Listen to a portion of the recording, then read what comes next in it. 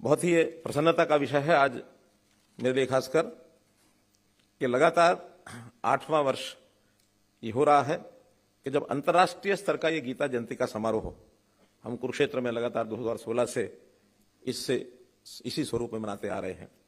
और ये और अच्छा विषय है कि हम इस प्रकार की संगोष्ठियों के माध्यम से गीता का संदेश देश और दुनिया में कैसे जाए, गीता का महत्व ये दुनिया को हम कैसे बता सकें, इस प्रकार की संगोष्ठी के माध्यम से हम लोग लगातार करते हैं। भाई बहनों, गीता के बारे में बोलना वास्तव में सूर्य को रोशनी दिखाने जैसा मेरे जैसा व्यक्ति जरूर सोचता है, क्योंकि बहुत ही विद्वान लोग इसके ऊपर अपना व्याख्यान देते हैं। गीता कोई केवल एक पुस्तक या ग्रंथ मात्र नहीं है, ये एक जीवन का सार है। और मैं ये कहता हूं कि ये सार्वभौमिक है, सार्वकालिक है। जब गीता संदेश भगवान कृष्ण जी ने सुनाया होगा, जो सार्थकता उस समय थी आज भी सार्थकता उतनी उससे कम नहीं है। चाहे ये व्यक्ति विशेष के लिए हो, चाहे परिवार के लिए हो, चाहे किसी जिला, प्रदेश और देश के लिए हो, अथवा दुनिया के लोगों के लिए हो, गीता का महत्व हर किसी के लिए उतना बराबर बना हुआ है। क्योंकि गीता ऐसा शाश्वत संदेश देती है जो मनुष्य के स्वभाव के साथ जितना उथल पुथल मचता है उसको ठीक करने के लिए, विश्व को सुखी बनाने के लिए, उसको शांति के रास्ते पर ले जाने के लिए, और एक प्रकार से गीता का महत्व ये हमको ध्यान में आता है। जब दो नागरिक आपस में विवाद कर बैठे, एक दूसरे से उलझते हैं, तो उनका फैसला तीसरा आदमी शायद करा लेता है। हमारी शासनिक प्रशासनिक व्यवस्थाएं भी ऐसी हैं। दो परिवार लड़ते हैं, दो गांव के लोगों के बीच में मतभेद हो जाते हैं, दो जिले आपस में किसी प्रकार की कोई बात आपस में कर बैठते हैं, तो हमारी प्रशासनिक व्यवस्थाएं सब संभाल लेते हैं।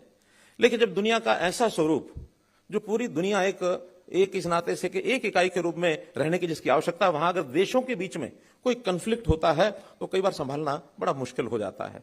और स्वाभाविक ये भी है कि आपस में छोटी इकाइयां, क्योंकि प्रतियोगी इकाइयां एक दूसरे के साथ होती हैं, भाइयों में हर कोई एक दूसरे से आगे निकलने की कोशिश करता है, जिले और प्रदेश एक दूसरे से आगे निकलने की कोशिश करते हैं। स्वस्थ प्रतियोगिता में कोई बात नहीं है, लेकिन जब संघर्ष हो जाए और उस संघर्ष में बड़ी इकाई सिर पर बैठी है तो शायद संभाल लेगी, लेकिन विश्व के अंदर संघर्ष हो जाए तो कोई ऐसी प्रशासनिक इकाई ऐसी नहीं है जो सबको बाध्य कर सके कि आपको इस दिशा में चलना, किसी को दंडित कर सके।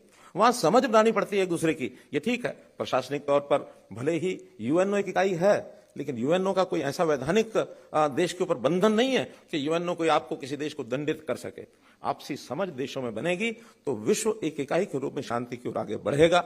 अब इसके लिए विचार और संस्कार ये भी आखिर कहीं से आगे बढ़ाने के लिए अगर उसमें विचार करेंगे तो सबसे बढ़िया आज कोई साधन है तो वो गीता है। गीता के माध्यम से हम दुनिया को दिशा दे सकते हैं। विश्व को एक करने के लिए, विश्व में एक दिशा और एक संदेश देने के लिए बहुत सी संस्थाएं ऐसी बनी हुई हैं। जैसा मैंने बताया, प्रशासनिक यूएनओ है। अगर हम ऊर्जा के क्षेत्र में बात करते हैं तो शायद इंटरनेशनल सोलर अलायंस एक इकाई बन गई है। अगर हम आर्थिक दृष्टि से बात करें तो वर्ल्ड बैंक अपने आप में एक संस्था है। स्वास्थ्य की दृष्टि से बात करें तो WHO ये बना हुआ है। और इसी प्रकार से अलग अलग संस्थाएं, ट्रेड के नाते से WTO ये संस्था एक आगे काम कर रही है। खेलों के नाते ओलंपिक्स ये अपना महत्व बनाए हुए हैं, जो दुनिया को एक दूसरे देशों के नजदीक लेकर के आते हैं। लेकिन फिर भी समझ बढ़ाने के लिए इसकी बड़ी आवश्यकता है। आखिर तो संघर्ष, जैसे 2 युद्ध का जिक्र किया स्वामी ज्ञानानंद जी ने, इन युद्धों में यदि आगे कहीं बढ़ गए तो मानवता पर भी खतरा है। दुनिया की कुछ समस्याएं हैं, उन समस्याओं को मिलकर के हल करना होगा। गरीबी है, महामारी है। अब हम कोविड को ही देख लें कि कोविड जैसी समस्याएं, महामारी पूरे विश्व को और ऐसा कई बार सर्वनाश की तरफ आगे धकेलने के लिए निकल गई। अगर ये समझदारी न दिखाई होती तो शायद बहुत बड़ा संकट आ सकता था। मैं अपने देश के प्रधानमंत्री जी की सराहना इस मामले में करता हूं कि हर समय एक दृष्टिकोण सामने रखते हैं। जब रूस और यूक्रेन का युद्ध हुआ, उसमें रूस के राष्ट्रपति को उन्होंने एक ही बात कही कि समाधान इस प्रकार से लड़ाई लड़ने से नहीं निकलेगा। विवादों का समाधान आपसी बातचीत, परस्पर और संवाद करने से निकलेगा। और उस समय के बाद पुतिन जो राष्ट्रपति रूस के जो थे, उन्होंने उस पंक्ति को पकड़ के उस दिशा को आगे बढ़ाया। बहुत मामलों में चीजें हल होती हैं, समाधान होते हैं। तो इस प्रकार से श्री नरेंद्र मोदी जी के बारे में अगर मैं वास्तव में कहूं तो ये कह सकते हैं कि जैसे आचरण में भगवान राम का एक आचरण था।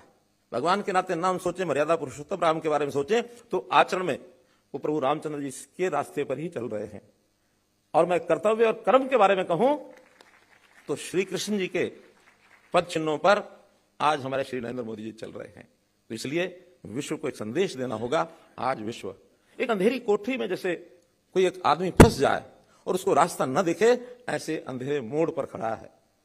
एक छोटी कहानी मैंने पढ़ी थी कि एक व्यक्ति एक कोठरी में फंस गया, अंधेरी कोठरी, रात का समय, और वो फंसा तो निराश होता रहा, दरवाजा ढूंढता रहा, दरवाजा कहाँ है, हाथ पैर मारता रहा, दरवाजा उसको दिख नहीं रहा था, निराश हो रहा था। अचानक उसको थोड़ी आवाज खटखटाहट सुनाई दी कि बाहर, उस कमरे के बाहर कोई आदमी आया है और उसने एक तिल्ली जलाई है। तिल्ली जलाते एक छोटी सी रोशनी की किरण वो जहां दरवाजा था उसके अंदर सुराख था, उसमें से उसको दिख गई और व्यक्ति दौड़ करके जिधर से रोशनी आ रही थी उधर जाकर के लपका, उसको दरवाजा मिल गया, खोल लिया, खोल के बाहर निकला और बहुत हड़बड़ाया हुआ। बाहर खड़े व्यक्ति ने पूछा, क्या बात है, क्यों इतने निराश हो, सांस चढ़े हुए हैं? उनका, जब मैं इतनी देर से दरवाजा खोज रहा था, मुझे दरवाजा नहीं मिल रहा था, अचानक आपने तिल्ली जलाई और मुझे दरवाजा मिल गया और मैं बाहर निकल आया। उनका, तुम बहुत बड़ी गलती कर रहे थे, तुम दरवाजा खोज रहे थे, दरवाजा नहीं खोजो, रोशनी खोजो, रोशनी, जिधर से रोशनी आएगी उधर ही तुम्हारा भला हो जाएगा। तो गीता हमारे लिए रोशनी है। इस रोशनी के हिसाब से यदि हम खोजने निकलेंगे तो निश्चित रूप से हम अपने आप को भी रास्ता दिखा पाएंगे, अपना परिवार, समाज, देश, प्रदेश और दुनिया सबको हम रास्ता दिखा पाएंगे। ये एक मंच है, अंतर्राष्ट्रीय गीता महोत्सव का ये जो मंच है, इस मंच का उपयोग हमको इन समस्याओं को खोजने के लिए करना होगा। इस मंच के माध्यम से अभी हमने प्रारंभ किया है और इस प्रारंभ करने में मुझे प्रसन्नता है आपको बताते हुए, दर्जन भर देश ऐसे हैं जो इस दिशा में आगे बढ़ गए हैं, जो अपने अपने देशों में अंतर्राष्ट्रीय गीता जयंती का महोत्सव कराने के लिए हमको निमंत्रण देते हैं। स्वामी जी कई देशों में जाकर के आए हैं, मॉरिशस भी गए हैं, कनाडा भी गए हैं, यूके में भी गए हैं, ऑस्ट्रेलिया गए हैं, अभी और देशों के निमंत्रण आ रहे हैं।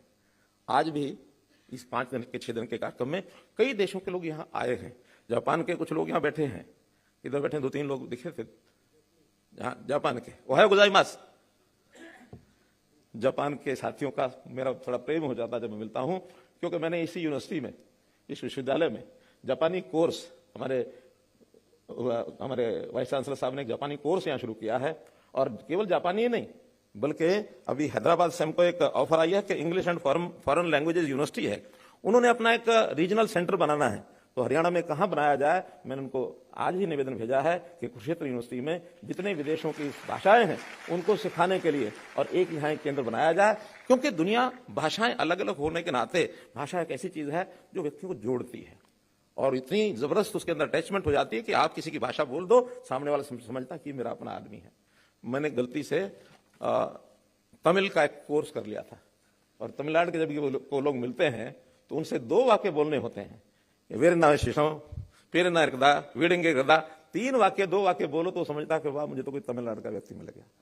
तो भाषा एक बहुत बड़ा सूत्र है व्यक्तियों को जोड़ने के लिए। तो कुरुक्षेत्र यूनिवर्सिटी में ये विश्व की अन्य भाषाओं का एक केंद्र खुलेगा और उसके माध्यम से यहाँ संयोग से गीता का भी केंद्र है। हम इसके माध्यम से दुनिया के बहुत देशों को यहाँ ला करके एक प्लेटफॉर्म पर जोड़कर और गीता का संदेश देश और दुनिया में पहुंचा सके, यही मेरी शुभकामना। आज के इस अवसर पर आपको बहुत बहुत